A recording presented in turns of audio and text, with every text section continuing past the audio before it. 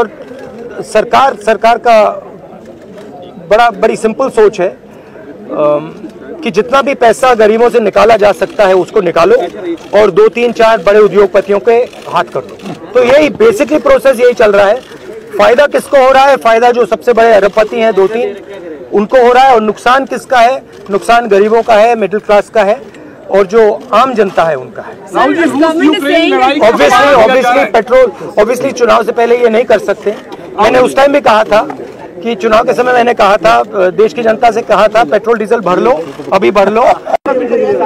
आज यहाँ हमारे कांग्रेस पार्टी के एमपीज और देश में हर स्टेट में, हर कैपिटल में, डिस्ट्रिक्ट्स और ब्लॉक्स में कांग्रेस पार्टी जो प्राइस राइज है और ख़ासतौर से जो पेट्रोल और डीजल की प्राइस राइज है उस पर एजिटेशन कर रही है।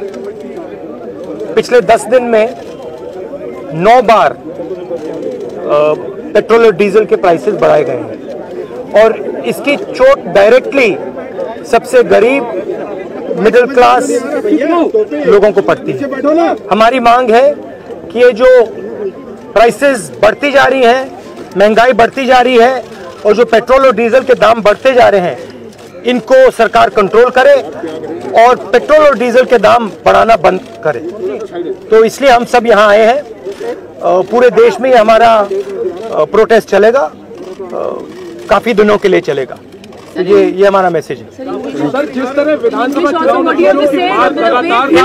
in English we can see that petrol and diesel prices are climbing rapidly.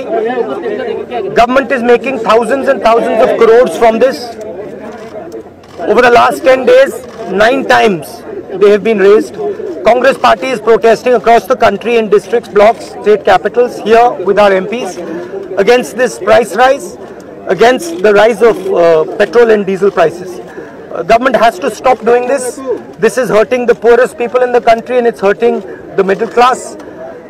Government has to ensure that prices do not rise and they stop raising diesel and petrol prices. Thank you.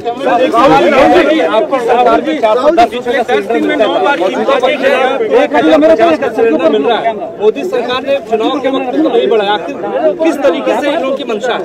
नहीं, देखिए, वो तो सब लोग जानते हैं। Gas cylinder की price double हो गई है। 102 रुपए है पेट्रोल का दाम आज दिल्ली में। ये तो हिस्ट्री में कभी नहीं हुआ है इस लेवल की प्राइसेस।